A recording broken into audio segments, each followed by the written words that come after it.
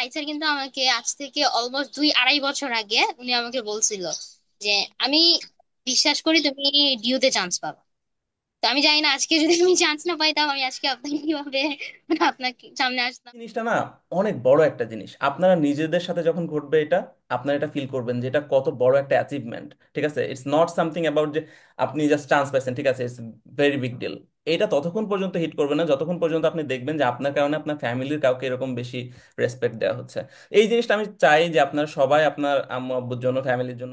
প্রতিদিন পড়া লাগবে, মাঝখান দিয়ে ছেড়ে দিলে আসলে হবে না জিনিসটা।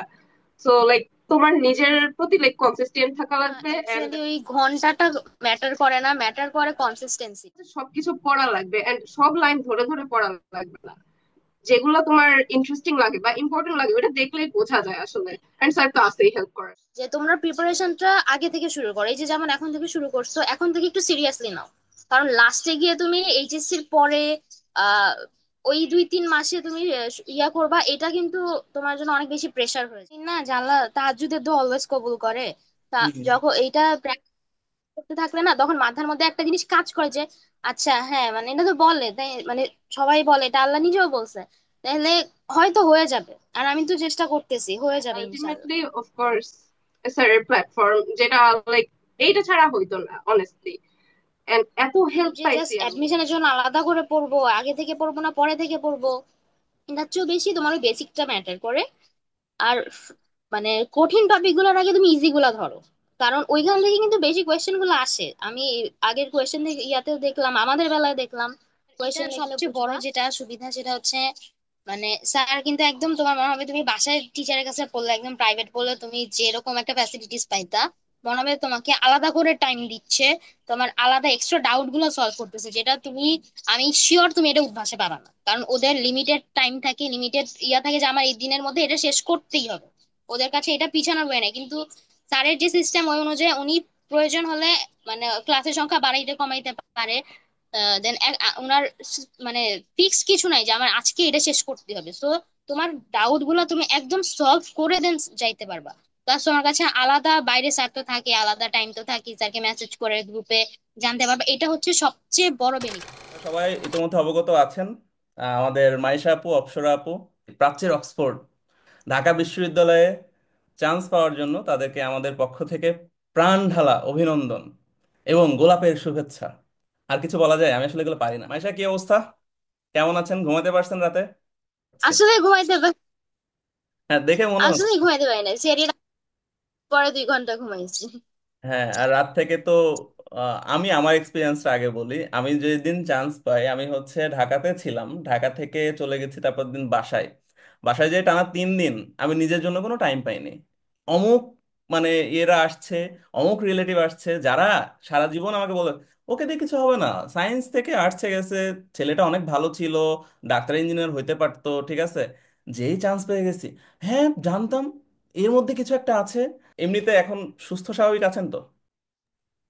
জি স্যার, আলহামদুলিল্লাহ আমিও স্যার আমার মানে একদিক দিয়ে দেখতে গেলে আমার ফ্যামিলিতে ফার্স্ট, আরেক দিক দিয়ে দেখতে গেলে আমার ফুফাতো বোনদের ভাই বোনদের কাউন্ট করলে কাজিন বা আমার বাবা চাচা আবার দাদাদের আমল পর্যন্ত আমি হচ্ছে সেকেন্ড যে ঢাকা ইউনিভার্সিটিতে চান্স পাইছি বা পাবলিকে চান্স পাইছি।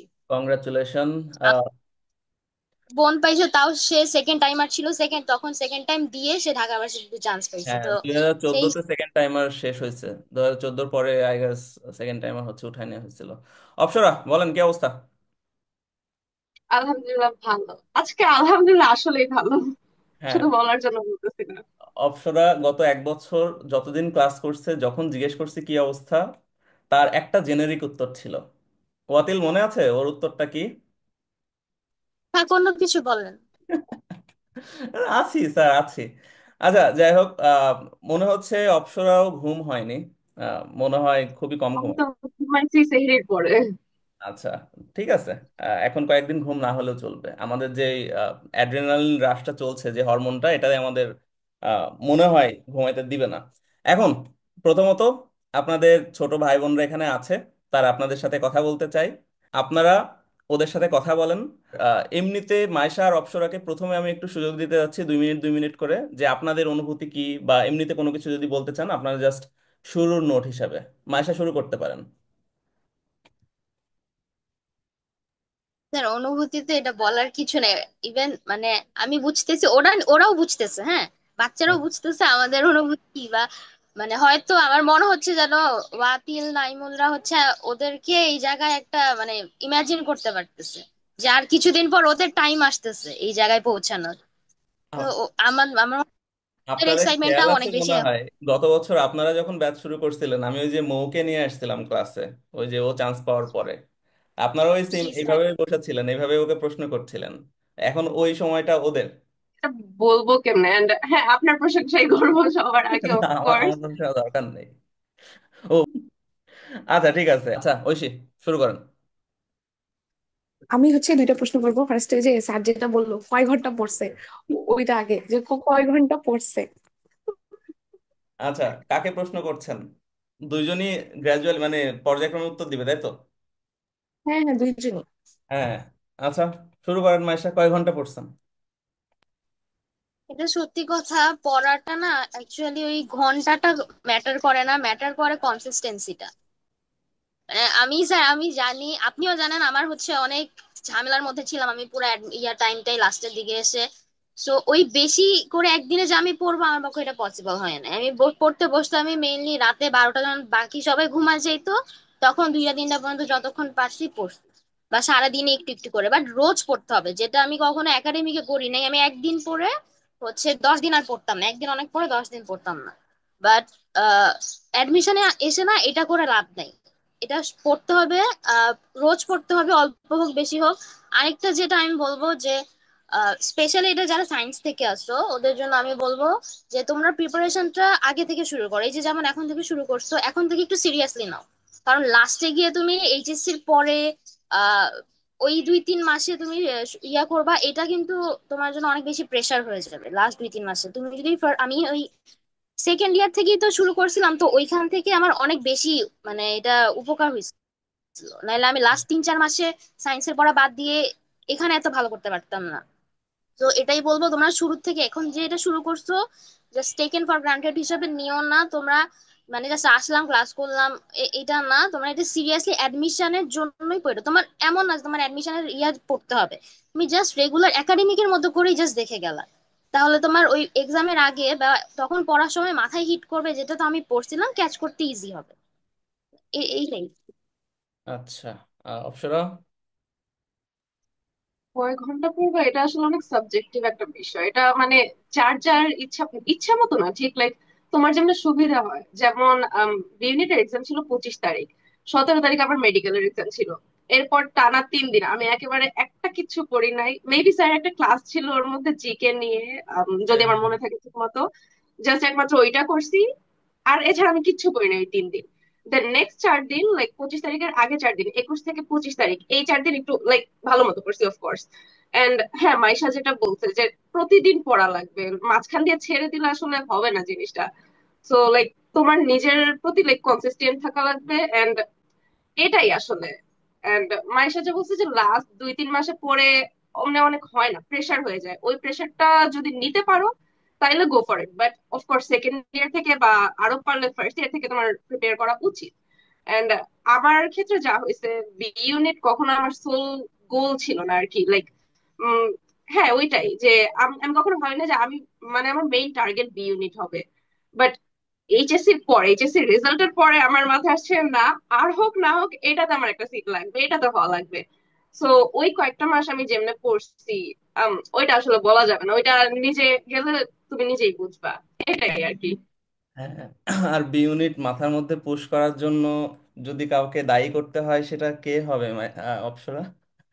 আমি নিজে ক্রেডিট নিতে চাই, নিজে বেঁচে যেতে, কারণ আমি কয়েকজনকে আপনি তো আছেন সাথে, আমিও।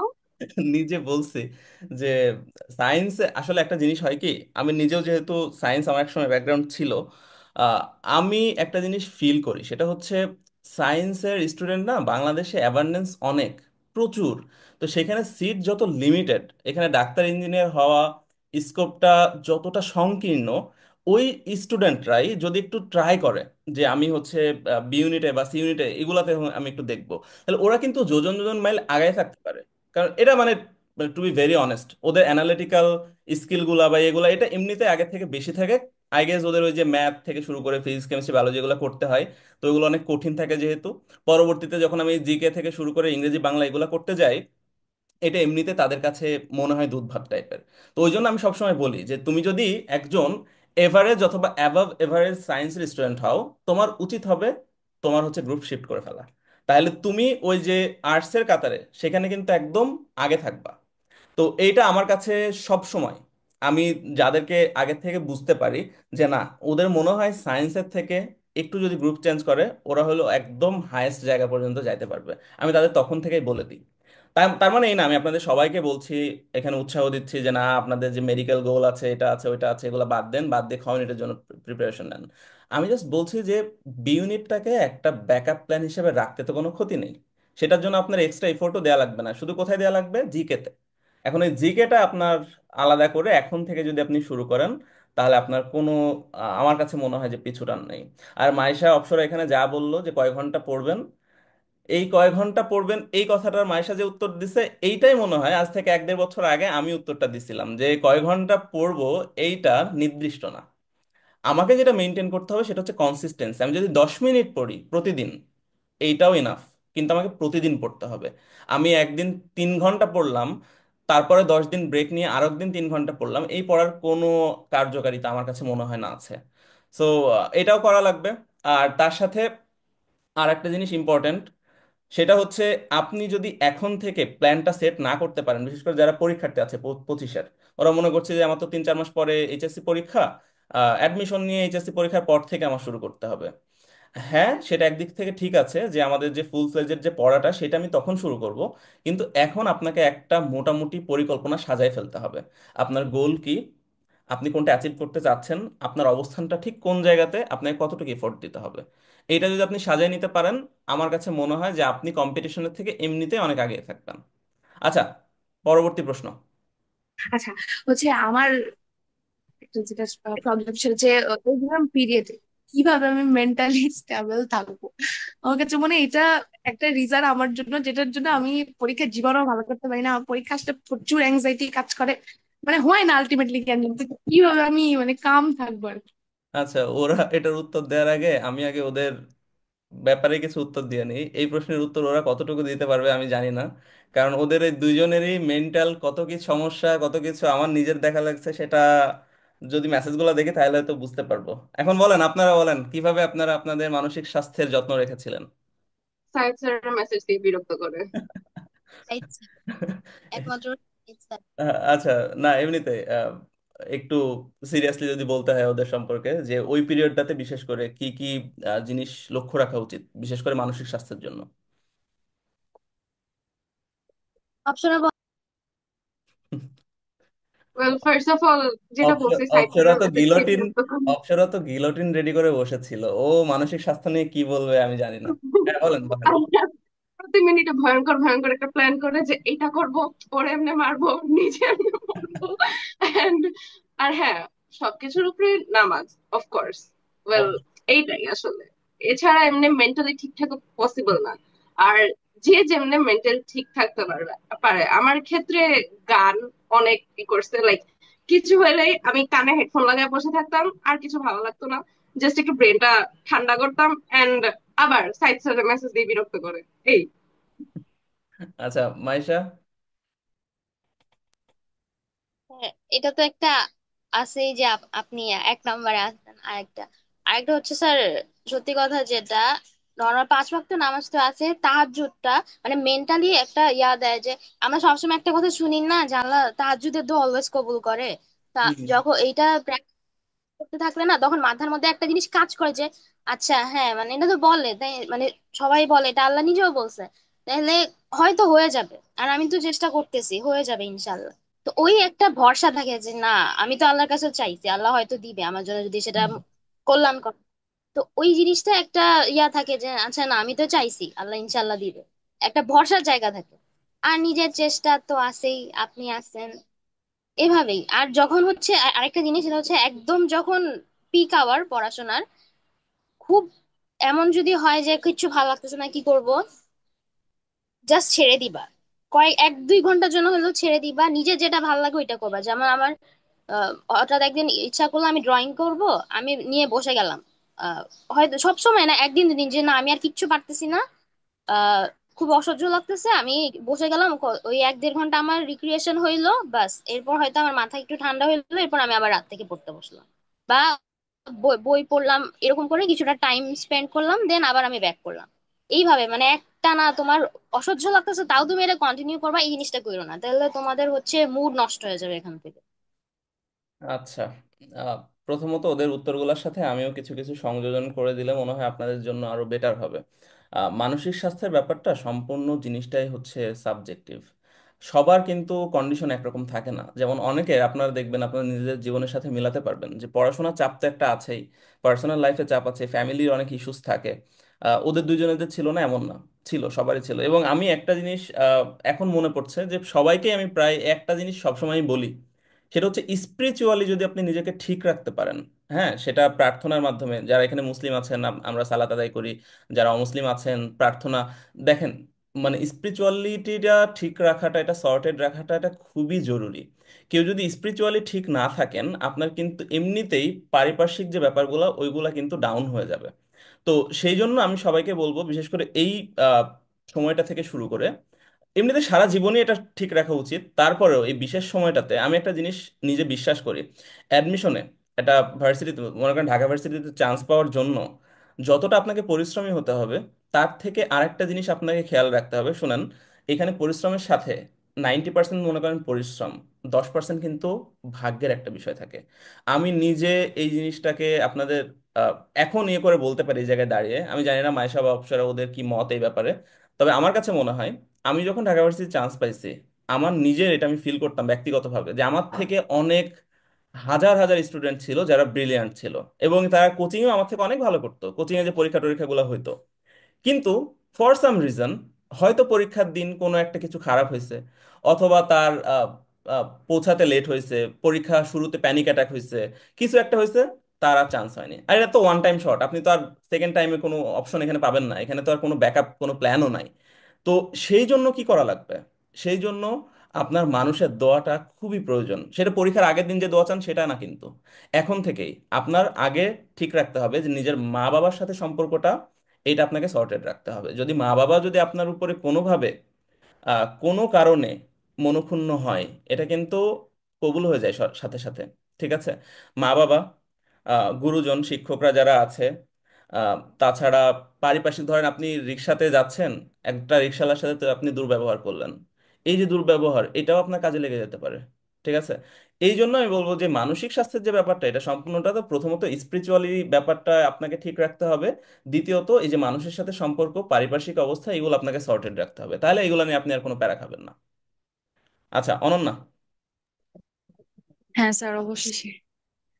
হুম। প্রথমেই হচ্ছে আপু আপনাদের দুজনকে অনেক বেশি অভিনন্দন জানাচ্ছি, কারণ আপনারা যে ফলাফলটা করছেন এটা আমাদের স্বপ্ন। তো আমার যে প্রশ্ন, সেই প্রশ্নটা হলো, দুইটা প্রশ্ন করতে চাচ্ছি। প্রথমত যে, এক হচ্ছে আপনারা যখন একাডেমিক পড়াটা কমপ্লিট করছেন, ওই সময় কি ইংরেজি আর বাংলাটা কমপ্লিট করে ফেলছিলেন এরকম কিছু?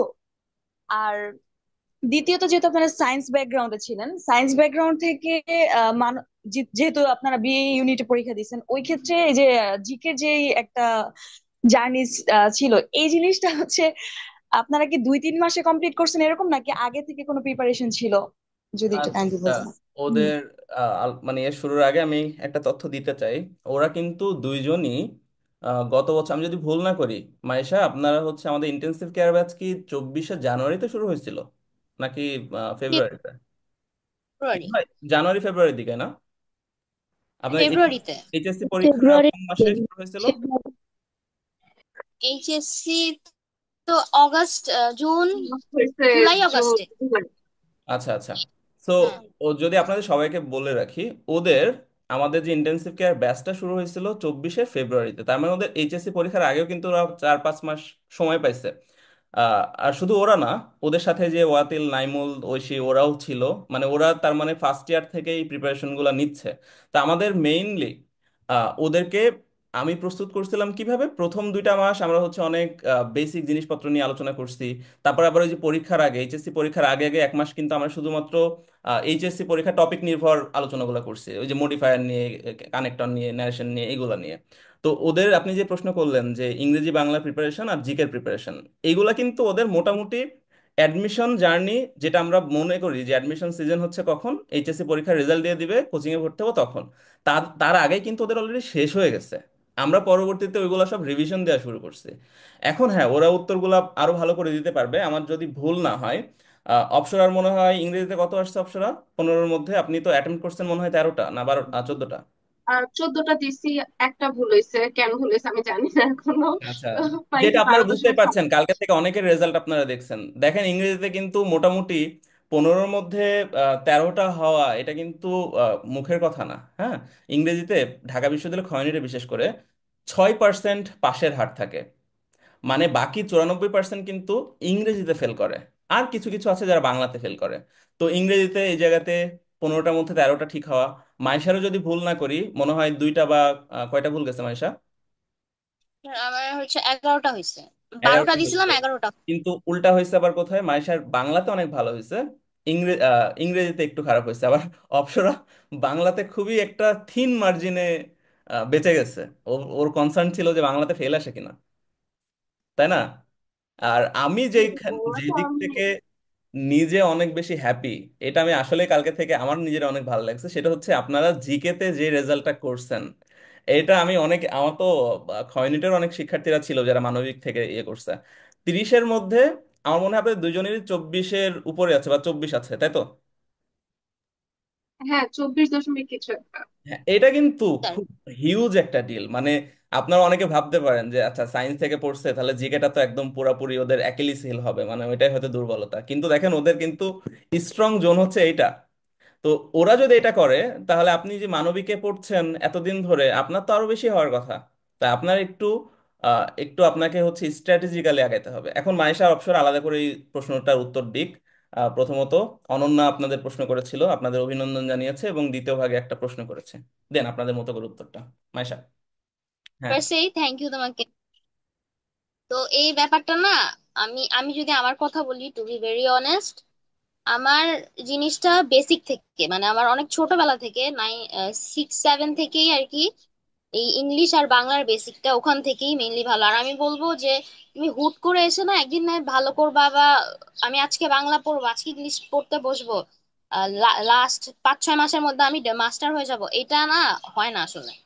বাট হ্যাঁ, তুমি অনেক ভালো করতে পারবা। বাট আমাকে যখনই কেউ জিজ্ঞেস করে না যা ইংলিশে বা বাংলার জন্য কোনো টিপস দিতে, আমি না হারায় যাই। কারণ আমি আলাদা করে কখনো জাস্ট আমার এটাতে ভালো করতে হবে এভাবে না, আমি ওই একাডেমিকের জিনিসগুলাই করতে করতে করতে করতে আমার হয়ে গেছে। আমি 6-7 থেকে ভালো মতো করছি, 6-7-8-9-10 ওখান থেকে আমার হয়ে গেছে। আর আমি অ্যাডমিশনের কথা যদি বলি, স্পেশালি এবার আমাদের যে কোয়েশ্চেন হইলো, আমাদের যত না অ্যাডমিশনের পড়া ছিল তার চেয়ে বেশি কিন্তু বেসিক থেকে আসছে। মানে তুমি যদি অ্যাডমিশনের জন্য আলাদা করে নাও পড়ো বা ইংলিশ, তুমি তারপরও বেসিক জানলে তুমি অনেকগুলা পারবা। আর অ্যাডমিশনের জন্য পড়লে তো কথাই নেই।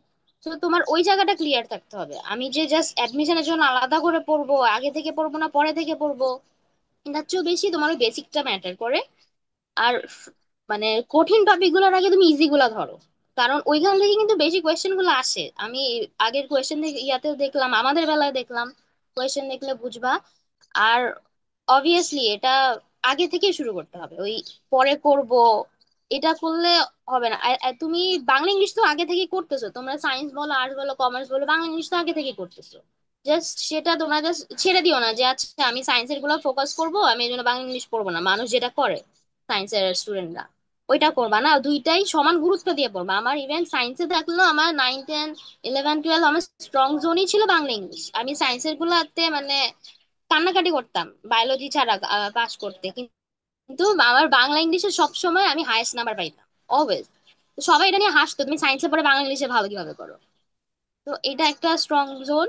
আর জিকেটা হ্যাঁ তোমার খাটতে হবে। জিকেও আমি অনেক কিছু, আমার কথা যদি বলি, আমি ছোটবেলা থেকে, মানুষ যেভাবে গল্পের বই পড়ে আমি জিকের বই পড়তাম টু বি অনেস্ট। তো অনেক বেসিক জিনিস কিছু আমার আগে থেকেই জানা। তারপর আমার ছোট বোনকে পড়ানোর সময় এটা অনেক কাজে দেয়। তোমরা ভাই বোন থাকলে ভাই বোনদেরকে পড়াবা, স্পেশালি ইংলিশ জিকে এগুলা পড়াবা, তোমাদেরও অনেক অনেক কাজে দিবে, যেটা আমি নিজে ফেস করছি। তো ওইগুলা থেকে না আগে থেকে আমার একটা স্ট্রং জোন ছিল।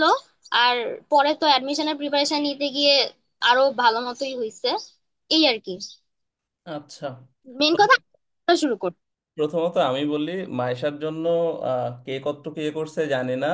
আমাকে অনেক আহ, মানে সমস্যা পোহাতে হয়েছে এই কারণে, আমার প্রত্যেকটা ক্লাসের ডিউরেশন থাকতো 1 ঘন্টা। মাসার জন্য সেটা অনেক সময় 1 ঘন্টা 30 মিনিট 40 মিনিট পর্যন্ত গেছে, এবং এটা হয়তো অতিলরা বা এরা হচ্ছে ঐশীরা ক্রস চেক করতে পারবে। ক্লাস শেষ, স্যার প্রশ্ন আছে। ওকে, প্রশ্ন আছে, প্রশ্ন উত্তর দিচ্ছি স্যার, আরেকটা প্রশ্ন আছে, ঠিক আছে উত্তর দিচ্ছি। কিউএনএ গ্রুপে না, কিউএনএ গ্রুপে স্যার কেমন জানি হয়, সামনাসামনি বললে ভালো হয়। তো এইটা একটা ব্যাপার।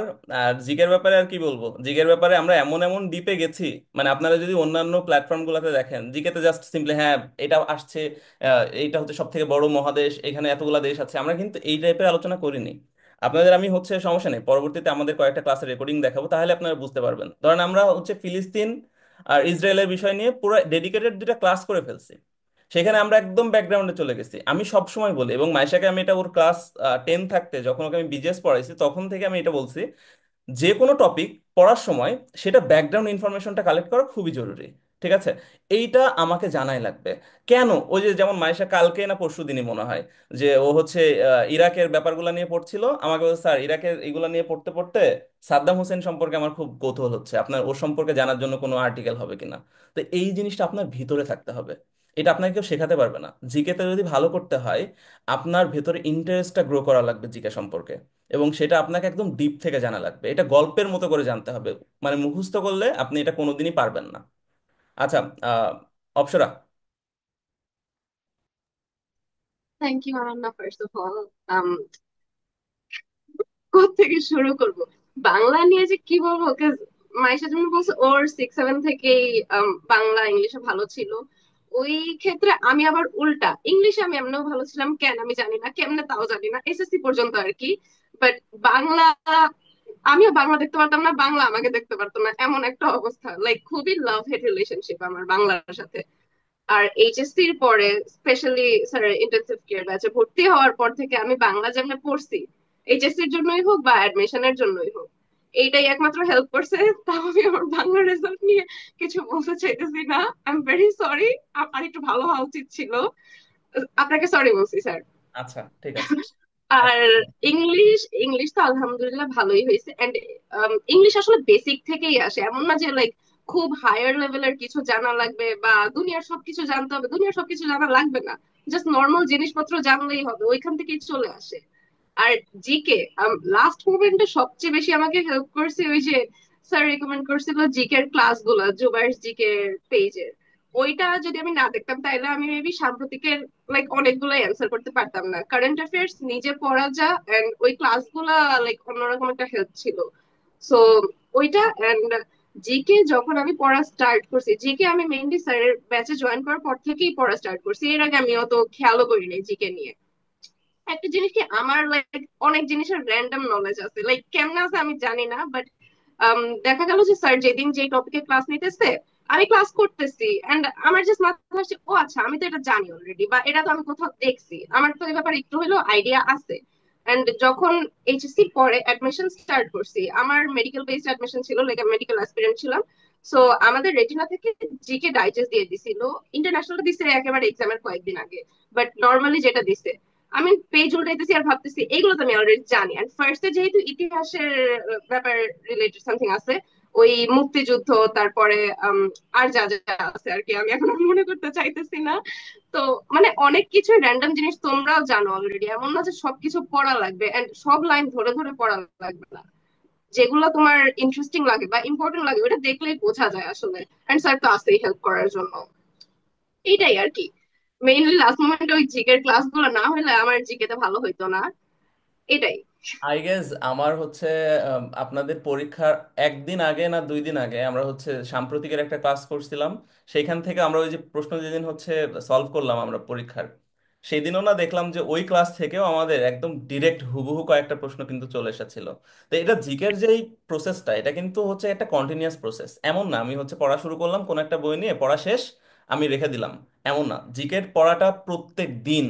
আমাকে পড়তে হবে। আমি একদম প্রথম থেকে সবাইকে বলি, আপনারা যারা আমার কোচিংয়ে ক্লাস করছেন তাদেরও আমি বলি, আহ, ওরা এই যে বাংলা ইংরেজির বেসিকের কথা বলছে না, এটা আমার মূল ইউএসপি, আমার ব্র্যান্ডের যে আইডেন্টিটি সেটাই কি বলেন তো। আমি সারা জীবন আপনাদের যে কোনো ক্লাসের শুরুতেই কি বেসিক থেকে আমি বলি না যে বেসিকটা একবার মানে ইয়ে করেন, ক্লিয়ার করেন, এমনিতে সবকিছু হয়ে যাবে। এবং সবসময় আমি বলি ইন্টারমিডিয়েটে ঠিক আছে আপনি এখানে পড়ছেন, এটা মডিফায়ার, এটা ন্যারেশন, এটা, কিন্তু অ্যাডমিশনে কিন্তু এই টাইপের কোনো প্রশ্নই আসবে না।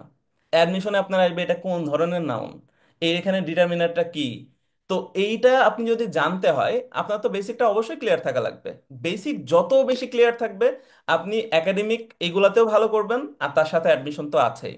আর জিকের ক্ষেত্রে এখনো যদি আপনি প্রতিদিন জাস্ট 5 মিনিট নিউজ পেপার পড়লেন, শুধুমাত্র প্রধান প্রধান সংবাদগুলো, আর আমি আপনাদের প্রথম দিনই বলছিলাম যে আহ, যে কোনো একটা নিউজ চ্যানেলের আপনার যে নিউজ বুলেটিনগুলো থাকে, ধরেন আমি রাত 8টার অথবা সকাল 8টার শুধুমাত্র হেডলাইনগুলো শুনছি, এইটাও অনেক হেল্প করে।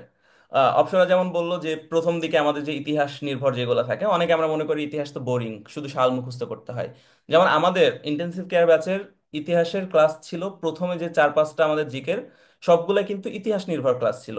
আমি যদি ভুল না করি, আমাদের ভাষা আন্দোলন, 6 দফা, তারপরে মুক্তিযুদ্ধ, এইগুলা সব একটা লেকচারের মধ্যে ছিল। এবং আপনাদের এইগুলা থেকে প্রশ্ন থাকবেই।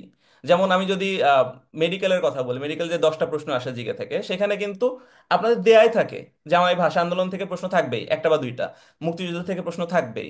তো আপনাকে আগে থেকে একটু কি হতে হবে, একটু ওইখান থেকে স্ট্র্যাটেজিটা মেনটেন করতে হবে। যে জিকের বই তো অনেক অনেক বই আছে, ওর মধ্যে বিশদ তথ্য আছে, কিন্তু আপনার পড়া লাগবে কোনটা, জানতে হবে কোথায় আপনার থামতে হবে, এটা অনেক ইম্পর্টেন্ট একটা বিষয়।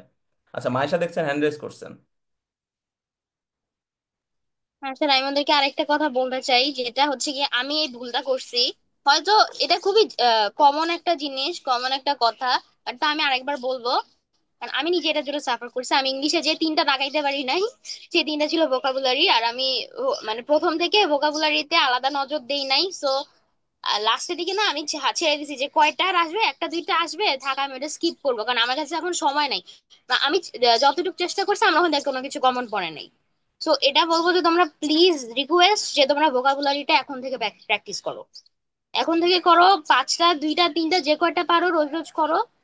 পরে প্রেশারটা কম হবে। আর মনে রাখো, নাহলে একবারে তুমি বসে অনেকগুলো একসাথে পড়বা, এটা কিন্তু তোমার হবে না, যেটা আমার হয়েছে। বা আমার হইলেও মানে বিভিন্ন টেকনিকে মুখস্থ করো, কারণ এটা ছাড়া অনেক সাফার করবে ভাই। আমি যেটা ব্যাপার এইটা খুব দুঃখ থাকবে, আমি ইংলিশে তিনটা দাগাইতে পারি নাই, জাস্ট আমি ভোকাবুলারি পড়িনি এই জন্য। এই দুঃখ আমার সারা জীবন থাকবে। তো এই জন্য ওদেরকে আরেকবার রিমাইন্ডার দিয়ে দিলাম যে এটা কতটা ইম্পর্টেন্ট। এটাও বলেন ভোকাবুলারিটা কোথা থেকে পড়লে বেটার হয়। আমি কি কোনো একটা র্যান্ডম ডিকশনারি বা ভোকাবুলারির বই থেকে শুরু করব, নাকি আমি প্রথমে ইংলিশ ফার্স্ট পেপারে যে ভোকাবুলারি গুলো আছে সেইগুলো যদি আমি মানে ইয়ে করে ফেলি, তাহলে কিন্তু আমার 90% এখান থেকে কাভার হয়ে যায়, তাই না? ইংরেজি ফার্স্ট পেপারের প্যাসেজ গুলাই যদি আপনি পড়েন, আমি এই যে এদের ক্লাস শুরু হয়েছে প্রথম দিন আমরা যেভাবে বলছিলাম যে how to study English first paper, সেখানে কিন্তু আমি এগুলো বলেছি যে প্রত্যেকটা প্যাসেজ পড়তে গেলে প্রত্যেকটা ওয়ার্ড সম্পর্কে আপনার ওয়ার্ড অ্যানালাইসিস করা লাগবে। ওয়ার্ডটা নিলেন, বাংলা অর্থ লিখলেন, ওর একটা করে সিনোনিম একটা করে অ্যান্টোনিম লিখবেন, ওইটা দিয়ে একটা বাক্য গঠন করার চেষ্টা করবেন। তারপরে আপনি আমাকে বললেন আপনাদের অ্যাডমিশন সময় বলেন যে স্যার আমি এগুলোও করছি, কিন্তু আমার আসলে অ্যাডমিশনে কই ভোকাবুলারিটা আমি পারছি না। এটা শুধু অ্যাডমিশনের ক্ষেত্রে না, যে কোনো ক্ষেত্রে আপনার কাজে লাগবে ভোকাবুলারি গুলা। আচ্ছা, এবার দেখছি কে যেন, ইয়াসিন হ্যান্ড রেজ করছেন। থ্যাংক ইউ স্যার, একটু সুযোগ করে দেওয়ার জন্য। অনেকক্ষণ ধরে বসে আছি। আচ্ছা, আসসালামু আলাইকুম। ওয়ালাইকুম আসসালাম। আসসালামু আলাইকুম আপুর, আপনাদেরকে জানাই, প্রথমে জানাই কংগ্রাচুলেশন, অনেক অনেক অভিনন্দন। আচ্ছা, স্যার আমার দুইটা প্রশ্ন ছিল। বলেন। একটা হয়েছে গিয়ে স্যার, স্যার স্যার আপুরা তো মনে হয় সায়েন্সের ছিল, তো হ্যাঁ। তারা যেহেতু আর্টসে বা মানবিক বিভাগ পরীক্ষা দিছে, তো তাদের সাবজেক্ট চেঞ্জ করার ফলে স্যার কতটুকু ইফেক্টিভ মনে হয়েছে, যে হুম। সায়েন্সের সাবজেক্ট চেঞ্জ করলে কতটুকু মনে হবে যে কতভাগ আশা করা যায় ঢাকা ইউনিভার্সিটির জন্য? আচ্ছা, মানে আমি প্রশ্নটাকে একটু রিফ্রেশ করি, আপনি একটু বলেন যে আমি ঠিক বলছি কিনা। মানে ওরা যেহেতু সায়েন্সের ছিল, সায়েন্স থেকে যখন ওরা ঠিক করছে যে আচ্ছা ঠিক আছে আমি খ বিভাগকে টার্গেট করব, তো ওইটা প্রথমত কতটুকু ইফেক্টিভ মনে হয়েছে যে আচ্ছা এটা করাটা উচিত হবে কিনা, কারণ যারা খ বিভাগেরই আছে তারা তো অনেক প্রথম থেকেই খ বিভাগ নির্ভর পড়াশোনা করে, তো সেই ক্ষেত্রে আমি কতটুকু কি এখানে সাফল্য অর্জন করতে পারবো বা আমার চ্যালেঞ্জেস গুলো কি হবে, এটাই তো প্রশ্ন নাকি? এই ছিল। আচ্ছা, ঠিক আছে। আহ মাইশা। আমি বলবো যে সায়েন্স থেকে আর্টসে পরীক্ষা দেওয়াটা খুবই ভালো একটা ডিসিশন, খুবই ভালো একটা ডিসিশন। কারণ মানে সায়েন্সের কম্পিটিশন অনেক অনেক বেশি। আর আমি আমার অনেক ফ্রেন্ডদেরকে দেখছি ওরা ইভেন মেডিকেল বা ভার্সিটি প্রিপারেশন নিয়ে সায়েন্সেও ওদের হয় নাই। বাট ওরা জাস্ট এমনি বি বি যা বল ওই যে যেরকম ব্যাকআপ রাখে, ব্যাকআপ হিসাবে বিটা রাখছে। ওভাবে প্রিপারেশন এনে এক্সাম দিছে, ওরা অল্পের জন্য মিস করছে। যেমন একজন আমি স্যার 62 পাইছে দেখলাম, কিন্তু ও শুধু ইয়াতে না, এক্সামে 100-তে 62 পাইছে, তাহলে ওর 20 যোগ করলে 80-র উপরে চলে আসার কথা। সেক্ষেত্রে ওর চান্স ইজিলি একটা হয়ে যেত। কিন্তু ও ফেল করছে রিটেনে বাংলা। তো এই জিনিসগুলো দেখে আমার খারাপ লাগছে যে আরেকটু তোমরা যদি আরেকটু সিরিয়াসলি প্রিপারেশন নিতা, তোমাদের হাতে এখন অপশন নাই, সায়েন্স তোমাদের গেছে, এটাতেও অ্যাটলিস্ট হয়ে যেত। সো আমি বলবো যেটা খুবই ভালো একটা আহ কি বলবো ডিসিশন, যদি তুমি এখানে আসতে চাও আর সিরিয়াসলি পড়বে এটার জন্য। যে আমি জাস্ট আচ্ছা না পরীক্ষা দিব এটা না, সিরিয়াসলি, কারণ এখানে খুবই ইজি, বিলিভ মি, খুবই ইজি এখানে চান্স পাওয়া। কারণ বাংলা ইংলিশ তুমি যতই পারো না বলো, তাও তুমি অনেক পারো, কারণ তুমি এটা আজ পর্যন্ত 12 বছর ধরে পড়তেছো বাংলা ইংলিশ। জিকে, হ্যাঁ জিকেটা নিয়ে একটা ইয়া থাকতে পারে, বাট তারপরে দেখবা তুমি যখন পড়া শুরু করবা, লিস্ট একবার সবগুলো টপিক যদি তুমি গো থ্রু করো, তুমি মানে 5 বা 7-এ পাস, তুমি মিনিমাম 10-12 তো পাস। বাকিটা মানে তোমার হয়ে যাবে, বাংলা ইংলিশ রিটেন ইনশাল্লাহ হয়ে যাবে। তো এটা খুবই ভালো ডিসিশন, আমি বলবো জাস্ট তোমরা ওই জিনিসটা ধরে রাখো। আচ্ছা। এইটাই যে তোমাকে শেষ আহ, পর্যন্ত সবগুলা করতে হবে। ও তো বলে দিল অপসরা যদি হ্যাঁ, কিছু আমি একটা- 2 মিনিটের জন্য 1 মিনিটের জন্য একটু লিভ নিচ্ছি, আমি আবার জয়েন করবো, হ্যাঁ, একটা আচ্ছা কল ঠিক আছে, আসছে। Fine fine. অপসরা।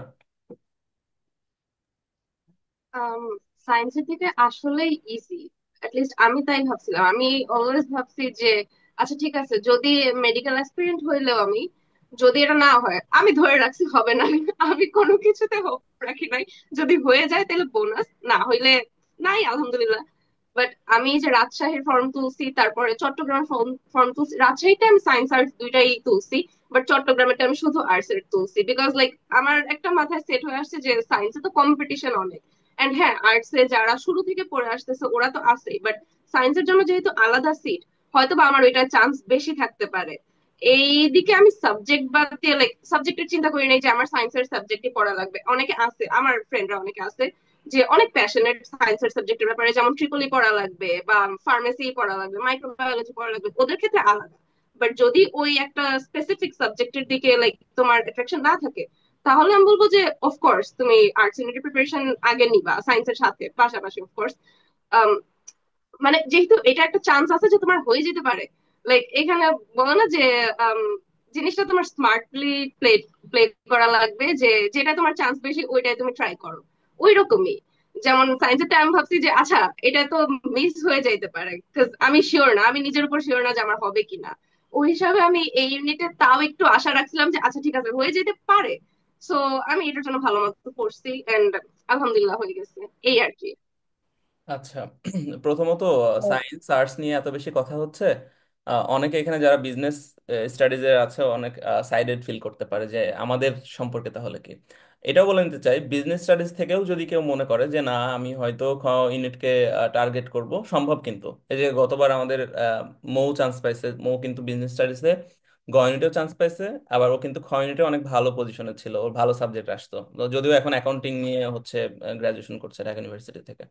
তো আমি বলবো যে যে কারোর যদি মনে হয় যে আমার নিজের গ্রুপটা আমার কাছে মনে হচ্ছে না যে এটা আমার স্ট্রং জোন, যেমন আমি যদি একটু আইডিয়া দেওয়ার চেষ্টা করি, আমাদের ঢাকা ইউনিভার্সিটিতে খ ইউনিট কিন্তু সব থেকে বেশি আসন আছে, মানে 2900 সামথিং যদি ভুল না করি। ওইখানে যারা খ বিভাগের মানে এখন যারা আর্টসে আছে তাদের জন্য 1700 সামথিং সিট, আহ যারা সায়েন্সে আছে ওদের জন্য 900 সামথিং, আর যারা কমার্সে আছে তাদের জন্য 300, মানে 290 বা 300 আই গেস। তো সবার জন্যই কিন্তু বি অ্যাজ ইন ব্যাকআপ, ঠিক আছে, বি ফর ব্যাকআপ, এটা মাথায় রাখতে হবে যে বি কে আমি কখনো আলাদা চোখে দেখবো না। বি আমার জন্য মানে সম্পূর্ণ ইম্পর্টেন্সটা কিন্তু আমার থাকা লাগবে। কারণ বি যদি আপনি প্রথম থেকে ইম্পর্টেন্স না দেন, যদি মনে করেন যে আচ্ছা ওই লাস্টের 1 সপ্তাহ বা 2 সপ্তাহ অন্য কোনো কিছু হইলো না, এবার দেখি বিকে আমি হচ্ছে একটু টার্গেট করি, ওইটা কিন্তু হবে না তখন থেকে। তো আই গেস এটা প্রথম থেকে যদি স্মার্টলি প্ল্যানটা করা যায়, আহ, এখন থেকে যদি করা যায়, সবার জন্য আমার কাছে মনে হয় যে বি ইউনিটটা একটা ভালো অপশন হতে পারে। ইয়াসিনের মনে হয় আরেকটা প্রশ্ন ছিল। জি স্যার, আরেকটা ছিল স্যার, আপুরা স্যার যখন স্যার এই যে তার সামনে পরীক্ষায় এসব কথা চিন্তা করছে, সামনে পরীক্ষা বা পরীক্ষার একদিন আগে বা হুম। পরীক্ষা দিতে যাওয়ার সময় সকাল বেলা বা পরীক্ষা দিয়ে আইসা স্যার তাদের মনোভাব, তাদের অনুভূতি কেমন ছিল? আর অন্যান্য যেসব ফেসবুক প্ল্যাটফর্ম যা অ্যান্সার সেই সব স্যার ওই যে উত্তরগুলো স্যার ক্লাস নেওয়া হয়েছে, তখন কি তারা স্যার ক্লাস গুলো করছিল বা অ্যাটেন্ড তারা তার ক্লাসে অ্যাটেন্ড হয়েছিল কিনা? আচ্ছা, বলেন, আপনারা বলেন। অ্যাংজাইটি আর এইগুলো প্যানিক অ্যাটাক নিয়ে যদি কিছু বলা হয়, আমার চেয়ে ভালো স্যার জানে। আমি লেজিট 2 মিনিট পর পর, স্যার আমার ভালো লাগতেছে না, হবে না, আমার প্যানিক অ্যাটাক হইতেছে, এটা হইতেছে, সেটা হইতেছে। ইভেন বিইউপির এক্সাম, বিইউপি আমার সবার মানে ফার্স্ট এক্সাম ছিল। বিইউপির এক্সামের দিন আমি যে এই পরিমাণে নার্ভাস হয়েছি, এই নার্ভাস হওয়ার কোনো দরকার ছিল না, লাইক কোনো কারণই ছিল না এত নার্ভাস হওয়ার। মানে আমার পুরা 1 ঘন্টা আমার হাত কাঁপছে, পুরো 1 ঘন্টা আমি প্যানিক করছি যে না, হয় নাই, হবে না, আমার দ্বারা হবে না। আলটিমেটলি হয় নাই, বাট ওইটা তো আমি এক্সপেক্ট করছিলাম। এন্ড অ্যাংজাইটি ব্যাপারে আমি আসলে কি বলবো আমি বুঝতেছি না। এটা নিজে থেকে যেমনে পারো কন্ট্রোল করবা, 'cause হয় তুমি অ্যাংজাইটি কন্ট্রোল করবা, নাহলে অ্যাংজাইটি তোমারে কন্ট্রোল করবে, এইটাই। এন্ড আর বেশি কিছু হলে সাইড স্যারের মেসেজ দিবা, স্যার নিশ্চয়ই কিছু একটা হ্যাঁ, বলবে, দেন ইউল বি মানে ফাইন। অপসরার 1 ঘন্টা হাত কাঁপছে আর তারপরে পরীক্ষা দিয়ে এসে আমার 1 ঘন্টা টাইম লাগছে তাকে এটা বোঝানোর জন্য যে না, you are not good for nothing, you are the, তোমার দ্বারা হবে। মানে কি একটা অবস্থা! আহা। আচ্ছা, যাই হোক, আর একটা প্রশ্ন মনে হয় বলছিল যে কি ফেসবুকে যেসব ক্লাস ক্লাস গুলা হয়, কি জানো ছিল ইয়াসিন জি স্যার, প্রশ্নটা? ফেসবুকে স্যার যে অনলাইন ক্লাস গুলো হয় না, যে অ্যান্সার উত্তর বল স্যার, উত্তরের ক্লাস গুলো হয় হয় না পরীক্ষা স্যার? দিয়ে জি আসার পরে উত্তর মিলানো, এটা তো ফেসবুকে তো দেখার প্রয়োজন নাই রে। আমার তো এখানে আমি নিজেই প্রত্যেকটা ইউনিটের আমাদের পরীক্ষার পরে আমরা করিনি, এই যে যারা ছিল ওরা তো বলতে পারবে। আমি তো ফেসবুকে কি করে শুধুমাত্র উত্তরগুলো বলে দেয়, আর আমি তো প্রত্যেকটা প্রশ্ন অ্যানালাইসিস সহ, বিশেষ করে যারা পরীক্ষার্থী পরীক্ষা দিয়ে এসেছে তাদেরও যাতে লাভ হয়। আর সব থেকে বেশি আমি টার্গেট করতাম যে যারা ভবিষ্যতে পরীক্ষা দিবে, মানে যে আপনাদের ব্যাচে যারা আছে। আমি তো আপনাদের যারা আমার ক্লাস করেননি তাদেরও তো আমি ভিডিওগুলো দিছি পরে, ইয়াসিন আপনাকেও তো আমি দিছি যে বি ইউনিটের প্রশ্ন সমাধান। সেটা দেখা যাচ্ছে স্যার করছি অনলাইন স্যার। ক্লাসগুলোতে আপনার ফেসবুকে ওইগুলোতে কিন্তু রিটেনের উত্তর টুত্তর এগুলো দিত না, কিন্তু আমি রিটেন হ্যাঁ সহ স্যার, আপনি সবগুলাই সবগুলা এগুলা করছিলেন। দিছি। তো হ্যাঁ, আর ওর বাইরেও অনেকগুলা নিয়ে যদি কারো কনফিউশন থাকে সে অন্য ক্লাস দেখবে। মাইশা, এমনিতে ওর প্রশ্নের প্রথম প্রশ্নের উত্তরটা, পরীক্ষার আগের দিন অ্যাংজাইটি। আমি সত্যি কথা বলতে কান্না করে দিছিলাম। আমার হচ্ছে এর আগে যে কয়টা আমি বিউপি এক্সাম বা মেডিকেল এক্সাম দেওয়ার সময় আমার মধ্যে তেমন কোনো, আমি জাস্ট চিল মোডে গেছি এক্সাম দিতে, মেডিকেল তারপর সি ইউনিট। এই ইউনিটে আমি চিল মোডে গেছি, ইউনিটে একদম আমি কি বলবো, খাতা মাথায় দিয়ে আসছি, কিচ্ছু কিচ্ছু নাই আমার তো বিটা যেহেতু আমার মেইন টার্গেট ছিল, আমি ওই দিন অ্যাকচুয়ালি ভয় পাইছিলাম। পরীক্ষা টরীক্ষা আমার ভয়টা কম লাগে, বাট ওই দিন আমি অ্যাকচুয়ালি ভয় পাইছিলাম যে যদি না হয় কি হবে, আমার চান্স তো এই একটাই। যদিও আমার হয়েছে বিউপি ঠিক আছে, বাট ওই যে একটা ড্রিমের ব্যাপার আছে না। তো আর সবার এক্সপেকটেশন, সবচেয়ে আমাকে যেটা সবচেয়ে বেশি মানে নাড়া দেয় সেটা হচ্ছে এক্সপেকটেশন। ছোটবেলা থেকে মানুষ আমার থেকে এত এত বেশি এক্সপেক্ট করছে। তো আমি সব কখনো আলহামদুলিল্লাহ আজ পর্যন্ত কাউকে নিরাশ করি নাই আমার ফ্যামিলি। তো এখন যদি না পারি, এটাই তো সবচেয়ে বড়, এই জায়গাটা যদি না পারি তখন কি হবে। তো এই জিনিসগুলো আমার তখন মাথায় হিট করছে, তখন আমি হ্যাঁ অলমোস্ট কান্না করছিলাম।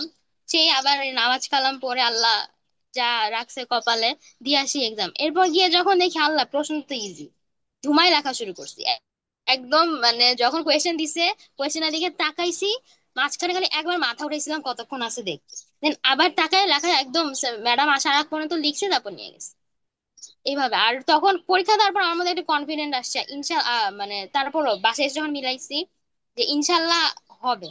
পজিশন কত হবে নো আইডিয়া, মানে আমি যত ভাবে যত কম বেশি যত করে ক্যালকুলেশন করি, মানে আমার ইনশাল্লাহ 90-এর কাছাকাছি আসবে এরকম একটা কনফিডেন্স ছিল। তারপর তো আমি আলহামদুলিল্লাহ মানে অনেক চিল, বাকি তো আল্লাহর ইচ্ছা যে এইটুকু শিওর যে আমার যদি অন্য কোনো সমস্যা না না হয়, যে আমি খাতায় কিছু লিখতে ভুল করছি, আমার খাতা হারায় গেছে, ছিঁড়ে গেছে, এমন যদি কিছু না হয়, ইনশাল্লাহ আমি চান্স পাবো। এইটা একটা কনফিডেন্স ছিল। তো অনেকে করে কি মিলায় না। এখন এটা ডিপেন্ড করে, তোমার যদি পরীক্ষা ভালো হয় তুমি অবভিয়াসলি মিলাবা, তাহলে তোমার ওই যে একটা কনফিডেন্স বুস্ট আপ হবে। নেক্সট এক্সাম থাকলে ওগুলো তোমার দিতে মানে ইয়া হবে যে আচ্ছা আমি হয়তো পারবো, ওখানে ভালো করছে এখানেও ভালো করবো। আর যদি মনে হয় যে হ্যাঁ পরীক্ষা খারাপ হয়েছে, তাহলে বলবো আচ্ছা থাক, মিলানোর দরকার নেই। কারণ সত্যি যদি খারাপ হয় তোমার মানে ইয়াটা নষ্ট হয়ে যাবে। যদিও স্যার সবসময় বলে পরীক্ষা দিয়ে মিলাইতে না, তারপরও তারপরে আমি আমি। এখানে আরেকটা অপিনিয়ন এখানে আমি ফিল করি আপনাদের, যেমন আমি পরীক্ষার দিনে ওই যে রাতে যে ক্লাসগুলো নিতাম, সলভ ক্লাস, বিশেষ করে সলভ বলবো না আমি ওটাকে, অ্যানালাইসিস, প্রশ্ন অ্যানালাইসিস ক্লাসগুলো নিতাম। ওইগুলো হেল্পফুল ছিল না পরের পরীক্ষাগুলোর জন্য, কারণ অনেকগুলো প্রশ্নের প্যাটার্ন কিন্তু সিমিলার হয়। যেমন অনেকগুলো প্রশ্ন রিপিটও হয়, আমরা ওই যে জিকে তে দেখছি আবু সাইদের যে প্রশ্নটা ওইটা কিন্তু রিপিট হয়েছে। সো আমরা ওই যে রাতে যে ক্লাসগুলো নিতাম সেগুলো কি পরবর্তী পরীক্ষার জন্য হেল্পফুল ছিল না? হ্যাঁ স্যার অনেক। আমি বলবো তো আমাদের জগন্নাথে যে এক্সামটা দিলাম, ওইখানে আমি জগন্নাথের জন্য আলাদা কোনো প্রিপারেশন নেই, ওই যেই প্রিপারেশন নিয়ে আমি বি ইউনিটের পরীক্ষা দিছি, আমি সেম ওইটার জন্য গিয়ে জগন্নাথেরটা দিয়ে আসছি। আর একদম ওইগুলাই আসছে। আপনি আমাদের ওই যে ওইখানেও যেগুলা আপনি সাম্প্রতিকের লাস্ট কিছু করাইছিলেন, হ্যাঁ। ওখান থেকে আসছে। তারপর যেগুলো আমাদের রিটেন আসছে ওইখানেও ওইগুলো আমাদের ক্লাসে বাংলা ইংলিশ অনেক আলোচনা হয়েছে। তো খুবই মানে খুবই ইজি ছিল প্রশ্ন। আমি তো মাইশাকে এখন একটা কথা বললে মাইশার হয়তো ইয়ে লাগবে যে আপনি তো 21তম হয়েছেন না, এখন 21তম এটা কিভাবে ফার্স্ট বা সেকেন্ড হওয়া যেতে জানেন? এই যে যদি সিম্পলি জাস্ট ইংরেজিতে ওইখানে যে অপসরার যে মার্কটা যদি ওইটা থাকতো না, একদম ফার্স্ট। মানে এই যে সামনের 20 জন, এটা যে কতটুকু থিন মার্জিনে সামনে আছে, এটা হয়তো মাইশা জানি না আইডিয়া হয়েছে কিনা এখন পর্যন্ত। মানে আমার মনে আছে আমি জগন্নাথে যখন আমার 24তম ছিলাম, আমার ছিল কত, তার থেকে যে ফার্স্ট হয়েছে যে ছেলেটা, ও আমার থেকে জাস্ট 0.50 মার্ক বেশি ছিল। দেখেন 0.50-র জন্য একজন, আমি 24, আমার আগে 23 জন চলে গেছে। এই জিনিসটা অনেকে জাস্ট বুঝতেই পারে না, রিয়েলাইজই করে না যে এই 0.5, 0.25 এগুলো কতটা ইম্পর্টেন্ট। তো সেই জায়গায় যে মায়ের সাথে যে ইয়েটা ভুল হয়েছে, অথবা যে ইংরেজিতে যে তিনটা দাগাইতে পারেনি, ওইখানে যদি যে কোনো দুইটাও ওর ঠিক হইতো, ও কিন্তু ফার্স্ট হইতো। আর ফার্স্ট হইলে আই গেস মাইশাকে আমরা আজকে এখানে পাইতামও না। আর হয়তো আমার প্ল্যাটফর্মে নামও হইতো না, কারণ এতক্ষণ ধরে অনেকে অনেক কিছু বলে ফেলতো, মাইশাকে দেখা যাচ্ছে একটা ল্যাপটপ দিত, এ দিত, আচ্ছা তুমি আমাদের স্টুডেন্ট বলে দাও, কালকে থেকে যে যে কাহিনী আপনারা দেখছেন, চিড়িয়াখানা শুরু হয়ে মাইশা। গেছে। না, এটা আমি নিজে ফিল করি কি জানেন, প্রথমত ফার্স্ট সেকেন্ড হওয়াটা খুবই, আমার কাছে মনে হয় যে এটা ব্লেসিং না, এটা একটা কার্সের মতো। ওই যে আবার শুরু হয়ে যাবে সারা জীবন, লাইফ লং একটা আপনার প্রতি প্রত্যাশা মানুষের, যে ফার্স্ট হয়েছে ঢাকা ইউনিভার্সিটিতে ফার্স্ট, বিরাট ব্যাপার। তো এটা আমার কাছে কেন জানি মনে হয় টু সাম এক্সটেন্ট এটা একটা ভালো জিনিস, যে আপনি ফার্স্ট হন। কিন্তু এই যে 21তম, এটাও কিন্তু মুখের কথা না, হ্যাঁ। এটা যখন আপনি ভর্তি হবেন বা ইয়ে হবেন, তখনও দেখবেন যে আপনাকে আলাদা করে অ্যাটেনশন দিচ্ছে আপনার যেই ফ্যাকাল্টিরা থাকবে। তারা আগে কিন্তু জিজ্ঞেস করে এরকম যে ভর্তি পরীক্ষায় কার কি মেধাক্রম ছিল, এ ছিল। তো সেই ক্ষেত্রে প্রথম, বিশেষ করে প্রথম দুই একটা সেমিস্টার একটু তাদের সুনজরে থাকা যায় আর কি। আচ্ছা, এখন স্যার স্যার আরেকটু স্যার। হ্যাঁ, আপনি কি আজকে সারাদিন প্রশ্নই করবেন? প্রথমে না প্রশ্ন স্যার, আর করবেন। একটু 1 মিনিটের জন্য জাস্ট। হ্যাঁ, বলেন। স্যার আপুরা, স্যার আপনার কাছে স্যার আপনার কাছে যারা অ্যাডমিশনের কোচিং করার পাশাপাশি পাশাপাশি কি অন্য কোথাও কোচিং করছিল বা এক্সট্রা কোনো কিছু প্রিপারেশন নেওয়া হয়েছিল তাদের জন্য? আচ্ছা, প্রথমত আমি নিজে জানি এটার উত্তর। ওরা হচ্ছে যেহেতু সায়েন্সের স্টুডেন্ট, ওরা কিন্তু সব যেখানে কোচিং করছে, আমি যদি ভুল না করি, মায়েশা বা অপসর আমাকে একটু কারেক্ট করবেন যদি আমি ভুল করি, আপনার মনে হয় খ ইউনিট কেন্দ্রিক অন্য কোনো জায়গায় কোনো কোচিং করেননি। আমি যেমন অপসরা হচ্ছে মেডিকেলের জন্য কোচিং করছে, মায়েশা মনে হয় উদ্ভাসে হয়তো ক ইউনিট, মায়েশা। হ্যাঁ ক ইউনিটে করছিলাম স্যার, আলাদা কোথাও করিনি। আচ্ছা, খ আপনার কি? আলাদা কোথাও করেননি, অপসরা মনে হয় করেননি। অপসরা। না, আমিও খাওয়া আলাদা করি। আচ্ছা, ঠিক আছে, ইয়াসিন উত্তর পেয়ে গেছেন। জি স্যার। স্যার থ্যাংক ইউ আপুদের। আপুরা যাতে আমার জন্য দোয়া করে, আমরাও যাতে ভালো হ্যাঁ, কিছু করি, এটাই চাওয়া। অনেক সময় অনেকে হয় যে ওই যে যাদের বিয়ে হয়ে যায় তাদের জন্য, তাদের কাছ থেকে ব্লেসিং নেয় যে আমাদের জন্য দোয়া করিস তাড়াতাড়ি যাতে বিয়ে হয়ে যায়। তো আপুরা যেহেতু চান্স পাইছে, আপুদের দোয়া কাজে লেগে যাবে ইনশাল্লাহ। আচ্ছা আপুরা, ইনশাল্লাহ। আর আমাদের লাস্ট ডিসেম্বরে যে ক্যাম্পাস ট্যুরটা হয়েছিল, আমি এটা বলি, মানে আমার এন্ড নোটটা হচ্ছে এটা। ক্যাম্পাস ট্যুরে আমি ছিলাম ক্যাম্পাসের একমাত্র যে আপনাদের ক্যাম্পাস ঘুরে ঘুরে দেখাচ্ছিল, আপনাদের অনেক প্রশ্নের উত্তর দিছি, অনেক জায়গা দেখাইছি, ইভেন অনেকগুলো জিকে প্রশ্ন আমি ওইখানে হচ্ছে আপনাদের রিভিশন করাইছি, যেটা পরবর্তীতে পরীক্ষাতেও আসছিল। এখন আমার কাছে গত কয়েকদিন ধরে খালি মনে হয় যে আমার তো শেষ, মাস্টার্সও শেষ, সামনে মনে হয় কনভোকেশনে আমাদের সব অফিসিয়ালি বিদায় দিয়ে দিবে, মানে ওই যে যেদিন আমাদের হচ্ছে গ্রাজুয়েশন হ্যাট ট্যাট দিবে আর কি। তারপর তো আমার ক্যাম্পাসে আসলে কেউ নেই, আর ক্যাম্পাসে গেলেও কেমন জানি লাগবে, নিজেকে আউটসাইডার মনে হয়। কালকে বলছিলাম অপসরাকে। তো এখন অন্তত বুকে এই বলটা থাকবে, যেমন আমার গত 3 বছরে আমার নিজস্ব একদম ডিরেক্ট স্টুডেন্টরা আছে, এফবিএস এ আছে, আমাদের হচ্ছে মৌরা আছে, আপনারা হচ্ছে এখানে কমিউনিটিতে থাকবেন, কার্জনেও দু একজন আছে। তো অন্তত এইটা ফিল হবে না যে ক্যাম্পাসে আর কেউ নেই। এই যে এই লোগোটার জন্য আপনারা অনেকে আমাকে, এই যে এখানে কে যেন বলছিলেন যে স্যার এই লোগোওয়ালা টি শার্ট কি দেওয়া যায় কিনা, আমি সবাইকে এটা বলি, হ্যাঁ চাইলে আপনি কিনতে পারেন, ঠিক আছে, কোনো সমস্যা নেই, কিন্তু যদি আপনার নিজস্ব এখানে ক্রেডিবিলিটিটা কিন্তু সবাই জিজ্ঞেস করে যে আপনি তো এটা পড়ে আছেন, কোন ইউনিটে পড়েন, কোন সাবজেক্টে পড়েন, আপনি যদি ঢাকা ইউনিভার্সিটির শিক্ষার্থী না হয়ে এটা পড়ে বেড়ান তাহলে কিন্তু ব্যাপারটা জমলো না। ঠিক আছে, অনেকে আপনার প্রতি আঙুল তুলতে পারে। কিন্তু এই যে ট্যাগটা, এই যে লোগোটা, এটা কিন্তু পাওয়ার অনেক। হ্যাঁ, এটা একটা সিম্পল লোগো মনে হতে পারে, কিন্তু আপনার পুরা সামাজিক অবস্থান কিন্তু এটা বদলে দেয়। আপনাকে মানুষ কিভাবে পারসিভ করবে, আপনার ফ্যামিলিতে আপনাকে কতটুকু দাম দিবে, আপনার পরিবার, আপনার সমাজ, সব কিছু ড্রাস্টিক্যালি চেঞ্জ হয়ে যাবে। এটা হয়তো মাইশা অপসরা এখনো রিয়ালাইজ করছে না, কিন্তু আর কয়েকদিন সময় যাক, ওরা দেখবে যে একটা অন্যরকম গ্রহণযোগ্যতা কিন্তু তৈরি হয়। ওই জন্য আমি সবসময় বলি যে Dhaka university is not something মানে very extraordinary from educational perspective. ঠিক আছে, যে পড়াশোনায় যে খুব ভালো কিছু দিচ্ছে আপনাকে, এক্সট্রাঅর্ডিনারি কিছু এমন না। অন্যান্য ইউনিভার্সিটিতে পড়াশোনা ভালো হয়, ঢাকা ইউনিভার্সিটি যেটা করে সেটা হচ্ছে আপনার পুরো লাইফ স্টাইলটা চেঞ্জ করে দেবে। তো এইটা আমি সবাইকে বলবো যে আপনাদের সবার মধ্যে সেই পটেনশিয়ালটা আছে, যদি একটু ভালো মতো স্মার্টলি এটাকে ইমপ্লিমেন্ট করতে পারেন, সবাই ওই জায়গাতে যেতে পারবেন। তারপরেও সিট যেহেতু লিমিটেড, সবাইকেই এখন থেকে মানসিকভাবে ওই প্রস্তুতিটা নিতে হবে, মেন্টাল প্রিপারেশনটা থাকা লাগবে। এটাই। এখন মাইশা, এন্ড নোটটা একটু দিতে পারেন আমাদের, তারপর আমরা শেষ করছি। আর কি যে বলবো মানে ফার্স্ট অফ অল ওদের ওদের জন্য যেটা বলতে চাই ভাই, তোমাদের কাছে রিকোয়েস্ট, তোমরা ভালো করতে চাইলে কনসিস্টেন্সি ছাড়বা না। মানে ছাড়বা না মানে ছাড়বাই না, তোমার পড়তে হবেই। অল্প পড়ো বেশি পড়ো সেটা ম্যাটার না, বাট পড়তে হবে। ওই মানে বিরক্ত হয়ে ছেড়ে দিও না, এটা রিকোয়েস্ট। কারণটা হচ্ছে ওই যে মাথা ঠান্ডা রাখবা সবকিছুর জন্য। আছেই, মানে তোমরা চিন্তা করো, আমরা একদম আলাদা একটা ব্যাকগ্রাউন্ড থেকে আসছি। আমরা 4 বছর এই ফিজিক্স কেমিস্ট্রি সূত্র নিয়ে পড়াশোনা করে মাথা খারাপ করছি। কারণ আমি জানতাম আমার দ্বারা সায়েন্সে আর কি অ্যাডমিশন ক্র্যাক করা হয়তো পসিবল না। আমি 90% শিওর ছিলাম, এই জন্য আমি এখানে আসছি। আর সাইন্সের কিন্তু আমাকে আজ থেকে অলমোস্ট 2-2.5 বছর আগে উনি আমাকে বলছিল যে আমি বিশ্বাস করি তুমি ডিউতে চান্স পাবা। তো আমি জানি না আজকে যদি আমি চান্স না পাইতাম আমি আজকে আপনাকে কিভাবে মানে আপনাকে সামনে আসতাম।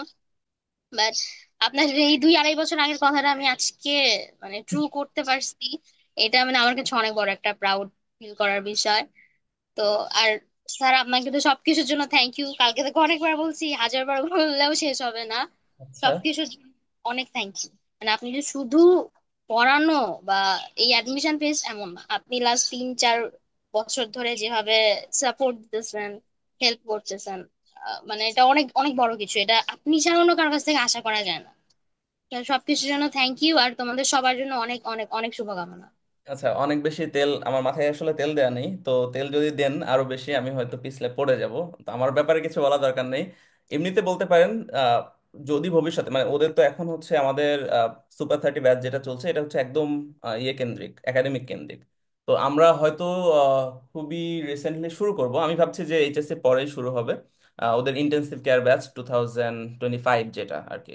তো ওইখানে তো সবাই জানেন যে, তো আমি ওইখানে কিন্তু সবাইকে নিই না, যেমন এখানে আমি যে যারাই বলছে সবাইকে নিয়ে নিচ্ছি, হ্যাঁ, কিন্তু ওইখানে আমি প্রথমত দেখি যে কার কতটুকু এখানে ভক্তি আছে। আমাদের ওই যে মান্থলি টেস্ট গুলো হয় সেখান থেকে দেখা যায়। আমাদের কিন্তু আপনাদের ব্যাচেও মনে হয় ভর্তি হয়েছিল প্রথমে কত, প্রায় 15-র উপরে, কিন্তু লাস্ট পর্যন্ত যে হয়তো 11-12 জন ছিল। ওইখানে কয়েকজনকে আমি নিজেই জাস্ট বাই বাই বলে দিচ্ছি যে বাবা আর সম্ভব না তোমার দ্বারা। তোমার দ্বারা সম্ভব না বলতে তোমারও সময় নষ্ট হচ্ছে, টাকা পয়সা নষ্ট হচ্ছে, আর আমারও কিন্তু পরবর্তীতে ক্রেডিবিলিটিটা নষ্ট হবে যে এতজন পড়ছে, চান্স পাচ্ছে কয়জন। তো সেই ক্ষেত্রে ওদের জন্য যদি কোনো ইয়ে থাকে যে আমার এই প্ল্যাটফর্ম আপনারা কিভাবে সহায়তা করছে, বা কতটুকু কি ওরা কিভাবে এখান থেকে বেনিফিটেড হইতে পারে আর কি। এটা সবচেয়ে বড় যেটা সুবিধা সেটা হচ্ছে মানে স্যার কিন্তু একদম তোমার মনে হবে তুমি বাসায় টিচারের কাছে পড়লে একদম প্রাইভেট পড়লে তুমি যেরকম একটা ফ্যাসিলিটিস পাইতা মনে হবে তোমাকে আলাদা করে টাইম দিচ্ছে, তোমার আলাদা এক্সট্রা ডাউট গুলো সলভ করতেছে, যেটা তুমি, আমি শিওর তুমি এটা উদ্ভাসে পাবা না, কারণ ওদের লিমিটেড টাইম থাকে, লিমিটেড ইয়া থাকে যে আমার এই দিনের মধ্যে এটা শেষ করতেই হবে।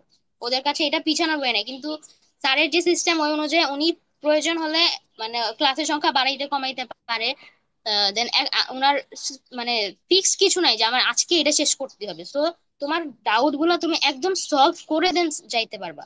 প্লাস তোমার কাছে আলাদা বাইরে স্যার তো থাকে, আলাদা টাইম তো থাকে, স্যারকে মেসেজ করে গ্রুপে জানতে পারবে, এটা হচ্ছে সবচেয়ে বড় বেনিফিট আমি যেটা বলবো। ক্লাস তো আছে আছে, প্লাস নিজের ডাউট গুলো সলভ করার জন্য বেস্ট এরকম একটা প্ল্যাটফর্ম। কারণ যত বড় বড় কোচিংই হোক তোমাকে এই হেল্পটা না ওরা, আমি বিলিভ করি স্যার যেভাবে করছে সেভাবে করছে না, কারণ আমি তো জানি আমি স্যারকে কিভাবে চালাইছি, আমার কারণে কিভাবে ক্লাস আধা ঘন্টা 1 ঘন্টা ডিউরেশন বেড়ে যাইতো। তো এই হেল্পটা তোমাদেরকে কেউ করবে না, এইটুকু তোমরা শিওর থাকো, স্যারের এখানে ছাড়া আর কোথাও পাবা না। এইটা সবচেয়ে বড় মানে কি বলবো এই প্ল্যাটফর্মের বেনিফিট। সাথে সবকিছুতে আছে আরেকটা জিনিস, যেটা আমি উদ্ভাসের কয়েকটা ফ্রি ক্লাস করছিলাম, একটা দুইটা প্রথমে ওই যে অনলাইনে, ওরা এত এত ডিটেলস পড়ায়, আলটিমেটলি এগুলো না কোনো দরকারই নাই।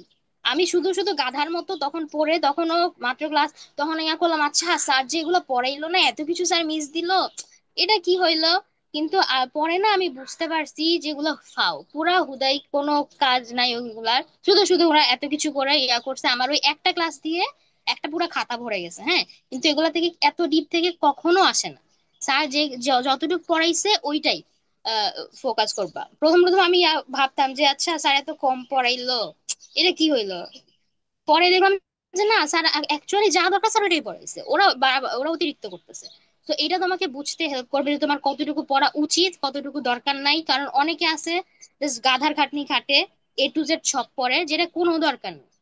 তো স্যার এই জিনিসটা স্যার অনেক হেল্প করে, যেটা আমি দুইটা কম্পেয়ার করে বুঝলাম। তো এই তো এগুলাই। হ্যাঁ, আমিও এখানে একটু অ্যাড করতে চাই। বিশেষ করে আমিও কিন্তু প্রথমে এটাই করতাম, যে অনেক বেশি পড়াইতাম, কিন্তু পরবর্তীতে এটা রিয়েলাইজ করছি যে এটা না চাকরির পড়াশোনা, বিসিএস কেন্দ্রিক ব্যাংক কেন্দ্রিক এটার পড়াশোনা। আপনি যদি বিগত বছর, আমি সবাইকে আপনাদের মনে হয় বলছি ইতোমধ্যে, যে প্রথম আপনার স্টেপটা কি হবে, একটা প্রশ্ন ব্যাংক কিনে এখন থেকে শুধু প্রশ্নের চেহারাগুলো দেখতে থাকেন। তাহলে দেখবেন যে, আমি সবসময় একটা কথা বলি যে স্টাডি স্মার্ট নট হার্ড। ঠিক আছে, আপনাকে স্মার্টলি পড়াশোনা করতে হবে। একটা বইয়ের মধ্যে কোনটা আপনার পড়া লাগবে না এটা যদি আপনি ভালো মতো বুঝতে পারেন, কম্পিটিশন থেকে এমনিতেই আপনি যোজন যোজন মাইল এগিয়ে থাকবেন। তো এটা এখন থেকে আপনারা রিয়ালাইজ করলে যত তাড়াতাড়ি বুঝবেন তত ভালো। আচ্ছা, এখন অপসরার কাছে শুনে আমরা হচ্ছে ক্লাসটা শেষ করব। Apsara, over to you. First of all আপনাকে আবার অনেক হিউজ একটা থ্যাঙ্কস। আচ্ছা, গতকাল থেকে অনেকবার বলছি, কত আরো হিউজ থ্যাঙ্ক। শুনবেন আমার অবশ্যই। এই যে পিছনে ওশান যেটা প্রবাহিত হচ্ছে এরকম। হ্যাঁ, ওইটা চেয়ে বড়।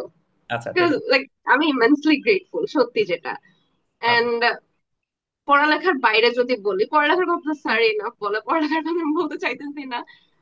নিজের উপর কনফিডেন্স রাখাটা যে কি পরিমাণে ইম্পর্টেন্ট আমি এই লাইক এক্সাম গুলা দিয়ে বুঝছি। আমি জানি না আপনার মনে আছে কিনা, এই ইউনিটের এক্সামের আগের দিন আপনাকে আমি টেক্সট দিছিলাম যে আমার সিট প্ল্যান পড়ছে এফবিএস বিল্ডিং এ। তো হুম, আমি বলছিলাম যে লিস্ট যাক, সুন্দর জায়গায় সিট পড়ছে, আমি হয়তো আর ওই ক্যাম্পাসে যাবো না। তো পরে স্যার আমাকে বলছিল যে কিছু একটা বলছিলেন যে you'll probably visit again or something like that. তো yes, আমি তখন না জিনিসটা গায়ে নেই নাই যে না আমার হইতেছে না। 'Cause আমি আমি জানি না, আমি সবসময় লাইক আমার খুব বাজে একটা অভ্যাস এটা, আমি সবকিছুর লাইক ওয়ার্স্ট দিকটা চিন্তা করতাম। ওই যে বলো না যে পেসিমিস্টিক অর সামথিং একটা ওয়ার্ড আছে, ওইটা। আমি সবচেয়ে বাজে আউটকামটা চিন্তা করতাম যে হ্যাঁ বাজেটাই হবে, ভালোটা হইলে বোনাস, নাইলে আমি জানি না, শেষ। ভালোটা হইলে আলহামদুলিল্লাহ, নাইলে নাই। সো ওই দিক দিয়ে নিজের উপর একটা কনফিডেন্স রাখা অনেক ইম্পর্টেন্ট তোমার পড়ার ক্ষেত্রে। লাইক তুমি পড়তেছো, তোমার যদি মনে হয় যে না আমার হবে না বা আমি পারবো না, তোমার লাইক ড্রিম হোপ ওইখানেই শেষ। নিজের উপর যদি একটা লাইক বিশ্বাস রাখতে পারো যে না আমার হবে, কাজ ওইখানে ওই রুমে যারা আছে তোমার সাথে এক্সামিনে যারা আছে এদের সাথে তুমি ভালো, এটা তোমার মাথায় রাখা লাগবে। যেটা আমার মাথায় ছিল না, যেটা আমি জীবনে মাথায় রাখি নাই, বাট এটা তোমার মাথায় রাখা উচিত যে লাইক এই রুমে যারা আছে তারা যতটুকু করছে আমিও ততটুকু করছি, বা আমি যেটা পারি না ওইটা কেউ পারে না। তো ওই হিসেবে নিজের দিকে একটা বিশ্বাস রাখা উচিত। আর আর কি যেন একটা বলবো, আমি ভাবছিলাম ভুলে গেছি।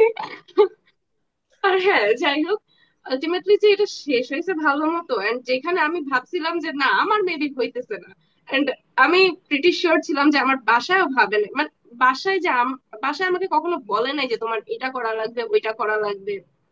ওই জিনিসটাই আমার আরো বেশি গায়ে লাগতো যে আচ্ছা মানুষের তো একটা বুক তো।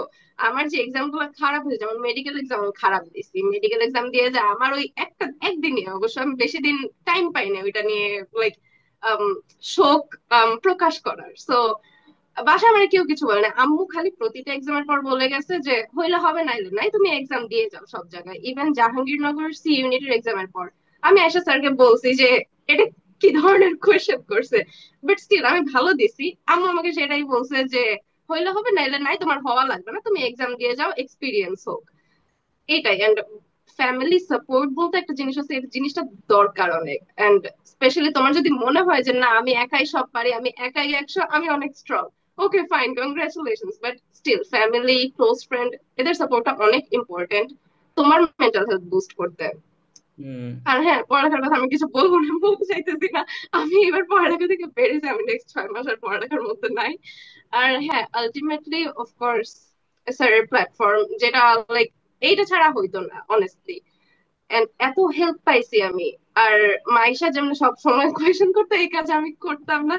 আমি জানি না কেন, আমার কিউরিয়াসিটি ছিল, and যেসব কিউরিয়াসিটি ছিল স্যারকে আমি সবসময় বলতাম যে এটাতে সমস্যা, বা এটা বুঝায় দেন, এটা বুঝায় দেন। এন্ড হ্যাঁ, এইটাই। স্যারের কাছ থেকে যেই পরিমাণে হেল্প পাইছি, এইসব হেল্প আমি লাইক বাইরে অন্য কারো কাছ থেকে কখনো এক্সপেক্ট করি নাই, এন্ড আমি জানি আমি পাবো না। আর স্যারের যেমন আমি ফ্রিলি বলতে পারছি কমফোর্টেবলি যে স্যার এটা সমস্যা, এটা একটু বুঝায় দেন, এটা আমি বাইরে কাউকে কখনো বলতাম না যে আমার এটা সমস্যা। বা কোচিং এর, আমি যদি বি ইউনিটের প্রিপারেশন নিতাম বা সোলি ওই টাইপের কোনো কোচিং এ ভর্তি হতাম, তাহলে আমি বলতাম না কখনো, আমি জানি। তো এটাই আর কি, নিজেরা নিজেদের উপর একটু কনফিডেন্স রাখবা যে হ্যাঁ হয়ে যাবে, আমার না হলে কারো হবে না, আর আমার হইলে তো কারোটা দিয়ে আমার কাজ নাই। এইটাই।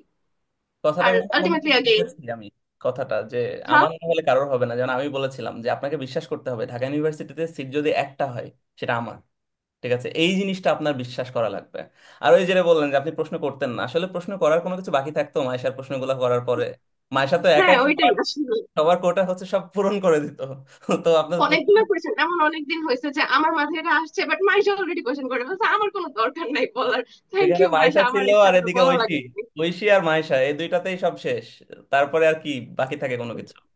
কি ওই যে আপনাকে বললাম না যে মেসেজ যে দিছি ইরাক ইরানের জিনিসটি আমি নোট করে রাখছি বুঝছেন। আমি ইয়াতে ছিলাম যে আমি একদিন বলবো স্যারকে, এখন ভাবতেছিলাম আমি কি ক্লাসে জয়েন দিয়ে বলবো নাকি স্যারকে ভয়েসে বলবো যে এই কোয়েশ্চেন গুলো আমার অ্যান্সার লাগবে। আমি সত্যি অনেকগুলো কোয়েশ্চেন রেডি করছি, অনেকগুলো আছে, খালি আপনি অসুস্থ ভাবলাম আচ্ছা এখনই কি স্যারকে জানানো উচিত হবে এতগুলো কোয়েশ্চেন নিয়ে, কারণ আমি জানি 1-2 লাইনে এগুলো শেষ হবে না, এগুলো বেশ বলতে হবে। আর আপনার মুখ থেকে না শুনলে আমার শান্তি লাগবে না, যে মেসেজ দেখলাম বা আর্টিকেল পড়লাম, আমার শান্তি লাগবে না, আমার আপনার মুখ থেকেই শোনা লাগবে, হয় ভয়েসে বা এখানে। তা আমি করতেছিলাম যে আচ্ছা আমি ক্লাসে জয়েন হবো নাকি ভয়েসে জিজ্ঞেস করবো। এখন আমার কোয়েশ্চেন শেষ হয়। না, ইটস ফাইন। আমি এটা সবাইকেই বলি, যদিও মাইশা অবসর এদেরকে বলা আছে অলরেডি, যে আমার কাছে একবার আপনি আমার প্ল্যাটফর্মে আসা মানে এরকম না আমার আপনাদের ব্যাচ শেষ হয়ে গেছে তার মানে শেষ হয়ে গেছে। আপনি যে কোনো সময় you are welcome to join my class. এখন এই যে আপনাদেরই সমস্যা, আমি বলেছিলাম মনে হয় একটা সময়, এই যে আপনার ব্যাচ যখন শেষ হলো, যে আপনাদেরই সময় হবে না আসলে জয়েন করার, ঠিক আছে? কিন্তু যদি সময় হয়, ইউ আর ভেরি ওয়েলকাম। মাঝে মাঝে পোলাপান একটু অনুপ্রেরণা পাবে সেই জায়গা থেকে। আর আমার কাছে নিজেরও প্ল্যান আছে, দেখি যদি সামনে সময় সুযোগ হয়, ওদের নিয়ে যদি ক্যাম্পাস ভিজিট করার কোনো সময় হয়, আপনারা আগে ক্যাম্পাসে সেটেলড হন, তো তারপরে সব একটা পুরো গেট টুগেদার টাইপের হয়ে যাবে ইনশাল্লাহ। আই গেস ঠিক আছে, আমরা আর না বাড়াই। আপনারা অনেক করছেন এই গত কয়েকটা মাস ধরে, অনেক কিছুর মধ্যে দিয়ে গেছেন, আল্লাহ শেষ পর্যন্ত মুখ তুলে চাইছেন। একটা জিনিস বলবো, অপসরার আম্মুর সাথে কালকে আমার কথা হয়েছে। ওই যে অপসরা বললো না যে আমরা বলছে আচ্ছা ঠিক আছে হইলে হবে না হলে নাই, কিন্তু ওই যে সুপ্ত একটা বাসনা তো সব বাবা মায়ের মনে থাকে, তাই না, যে আমার হ্যাঁ, ছেলে ওই বা আমার মেয়ে। সাইলেন্ট এক্সপেকটেশনটা যে হ্যাঁ ওইটা করতে পারে। হ্যাঁ, তো এক্স্যাক্টলি। ওই জিনিসটা আমার আমার কাছে মাথায় মনে ছিল যে হয়েছে হয়তো এইটা, আমার থেকে এক্সপেক্ট মানে করে। বাকি পৃথিবীর ভ্যালিডেশন আলাদা জিনিস, আম্মু আব্বুর কাছে ভ্যালিডেশনটা না এটা অন্যরকম একটা জিনিস। ওর আম্মুর সাথে কালকে আমি যখন কথা বলছি, আমাকে জাস্ট সিম্পলি বলছে যে স্যার, আপনার আম্মু মনে হয় ইডেন থেকে মাস্টার্স করছে না? হ্যাঁ, হ্যাঁ। বলো যে আমি ইডেন থেকে মাস্টার্স করছি। আমার আসলে একটা ইচ্ছা ছিল যে আমার ছেলে মেয়ে কেউ একটা অন্তত ঢাবিতে হচ্ছে যাতে পড়াশোনা করতে পারে, কারণ আমার সময় আমি ওয়েটিং লিস্টে ছিলাম, ওরকম গাইডলাইন করার মতো কেউ ছিল না, আমি চান্স পাইনি। তো ওই কথাটা শোনার পরে আমার নিজের মনের মধ্যে স্ট্রাইক হলো ব্যাপারটা, আমার আম্মু আব্বু ওই সময় কি ফিল করতো। স্টিল আমার আব্বু কিন্তু আমাদের মানে এলাকার মধ্যে খুবই স্বনামধন্য, তাকে সবাই চেনে, কিন্তু ওই প্রথমবার আমি চান্স পাওয়ার পরে যখন আমার আব্বুকে সবাই আমার আইডেন্টিটি দিয়ে চিনছিল, আচ্ছা ওইটা হচ্ছে সাইদের বাবা, এই জিনিসটা না অনেক বড় একটা জিনিস। আপনারা নিজেদের সাথে যখন ঘটবে এটা, আপনারা এটা ফিল করবেন যে এটা কত বড় একটা অ্যাচিভমেন্ট। ঠিক আছে, ইটস নট সামথিং অ্যাবাউট যে আপনি জাস্ট চান্স পাইছেন, ঠিক আছে, ইটস ভেরি বিগ ডিল। এটা ততক্ষণ পর্যন্ত হিট করবে না যতক্ষণ পর্যন্ত আপনি দেখবেন যে আপনার কারণে আপনার ফ্যামিলির কাউকে এরকম বেশি রেসপেক্ট দেওয়া হচ্ছে। এই জিনিসটা আমি চাই যে আপনারা সবাই আপনার আম্মু আব্বুর জন্য, ফ্যামিলির জন্য যাতে এই জিনিসটা করতে পারেন, এবং সবার মধ্যে এই পটেনশিয়ালটা আছে। আহ, অবশ্য অবসর আম্মু আমাকে দাওয়াত দিছে। আমি জানি না দাওয়াতটা কি মানে কথার জন্য দিছে না না না, আসলেই জেনুইনলি দিচ্ছে। দিছে। আম্মু আমাকে বলছে যে আপনার সাথে পরে যোগাযোগ করতে, আপনি আচ্ছা কবে ফ্রি আচ্ছা আছেন। আচ্ছা, ঠিক আছে। তো ঠিক আছে, আবারও অভিনন্দন। আপনারা এখন যা জিলে আপনি জিন্দেগি, ঠিক আছে, আপনাদের আর ধরে রাখছি না। আমি একটা কথা বলতে চাই। হ্যাঁ, বলেন। আমার কিন্তু এইচএসসি তে জিপিএ 5 ছিল না। স্যার মনে আছে আপনার? হ্যাঁ, আমি রেজাল্টের দিন স্যার যা যা বলছি, and আমি যে পরিমাণ ওই দিন কান্না করছি, 'cause এমন না যে আমি এক্সপেক্ট করছিলাম, কাজ আমার ফিজিক্স এক্সাম পার্সোনালি অনেক খারাপ হয়েছিল। আমি জাস্ট দোয়া করছি আল্লাহ ফিজিক্সে পাশ করে দাও আমাকে। বাট হ্যাঁ, আমার ফিজিক্সটাই খারাপ হয়েছে, এন্ড বাংলাতে আমার এ প্লাস ছিল না, ইংলিশে চলে আসছে। ওই 4.92 ছিল আমার।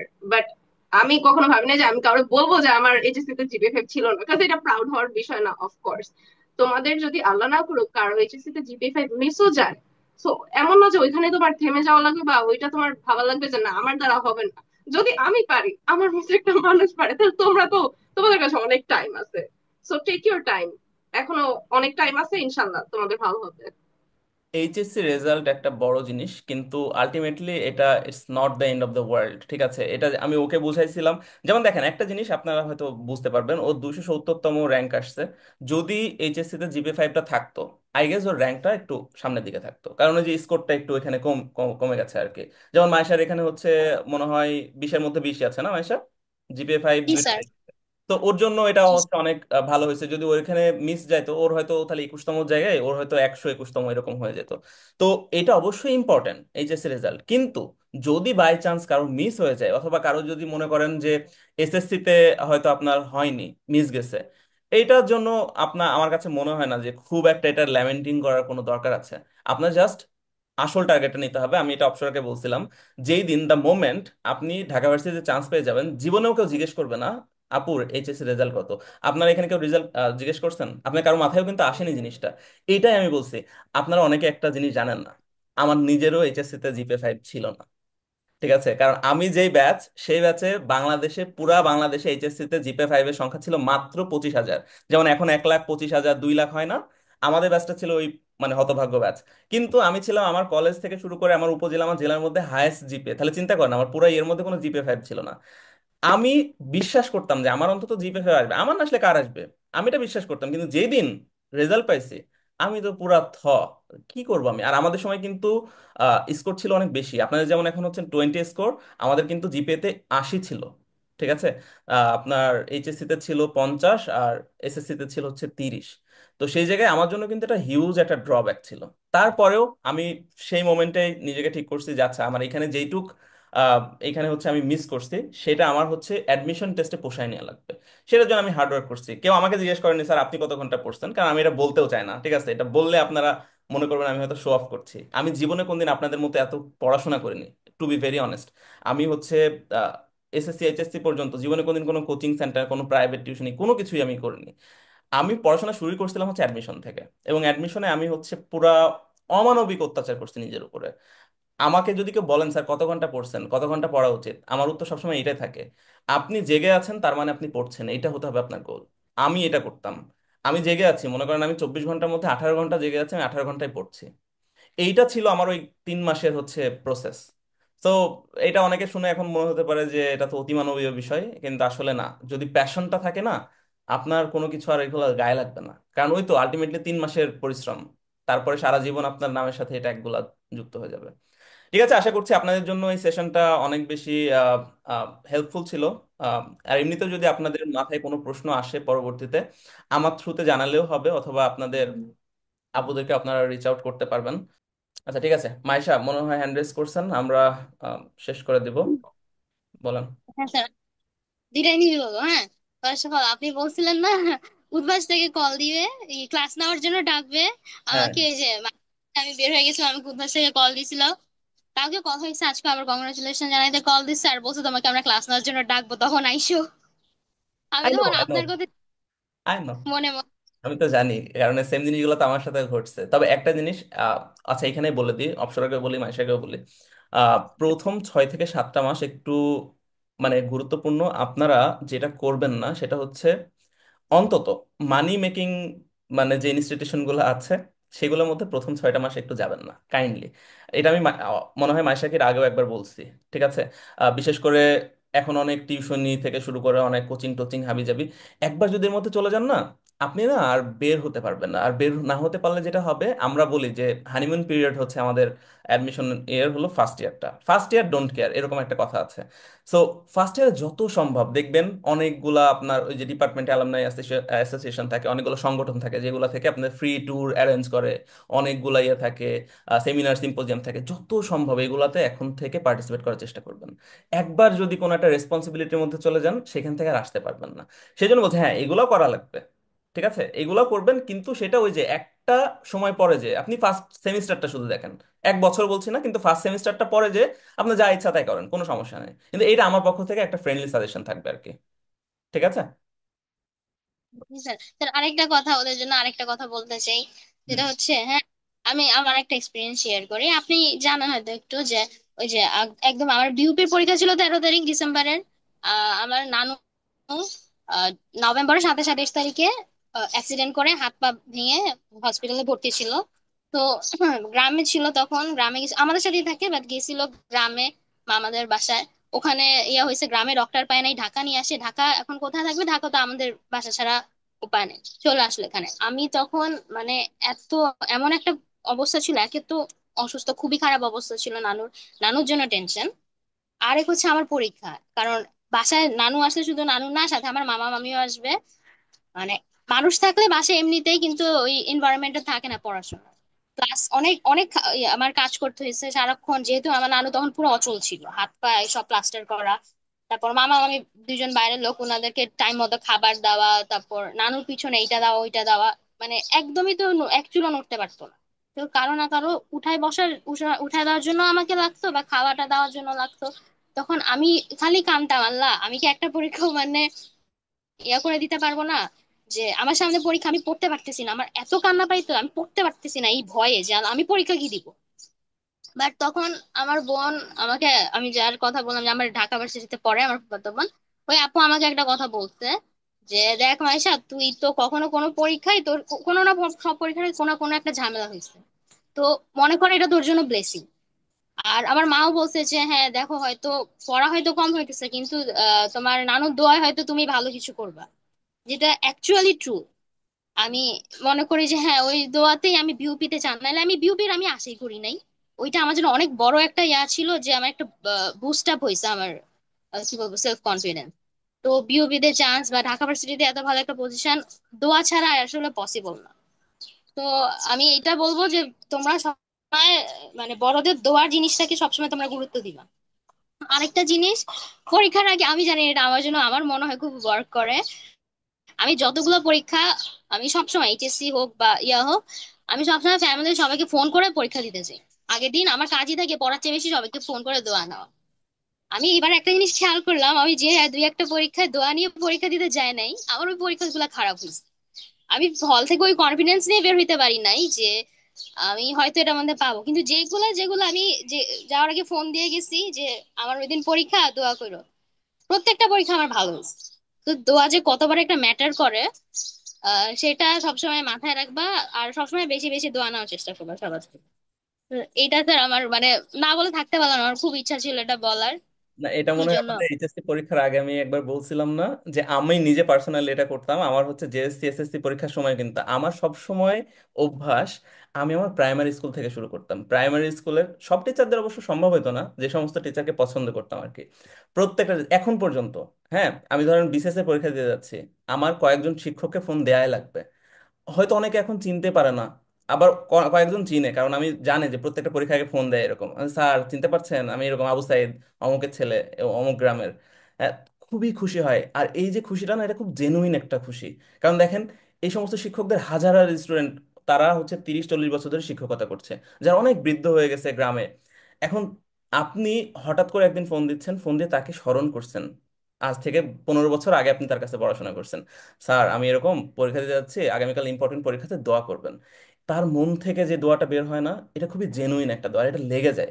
এটা আমি আপনাদের সবাইকে বলবো যে আপনারা একটু কাইন্ডলি ট্রাই করবেন, অন্তত আপনাদের জীবনে যদি বিন্দু মাত্র কোনো অবদান রেখে থাকে, একটু তাদের সাথে দোয়া নেয়ার। পরীক্ষার আগের রাতে বেশি একটা সময় লাগে না, আধা ঘন্টা থেকে 40 মিনিট সময় নেবেন। আপনি একটা মিনিট প্যাক কিনে নেবেন, দেখবেন যে 2 মিনিট 2 মিনিট করে কথা বলবেন।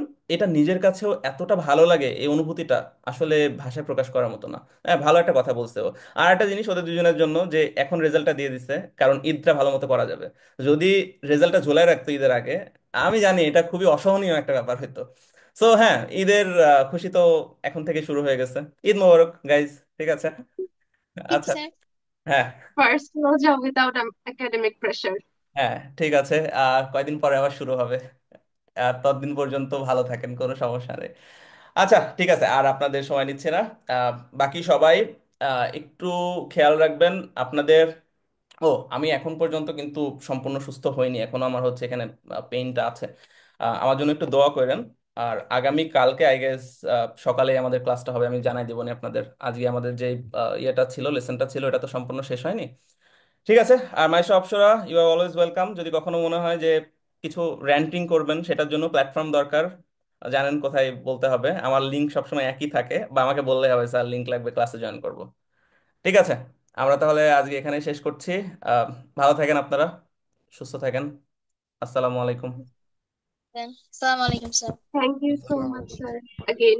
হ্যাঁ, আল্লাহ হাফিজ। ভালো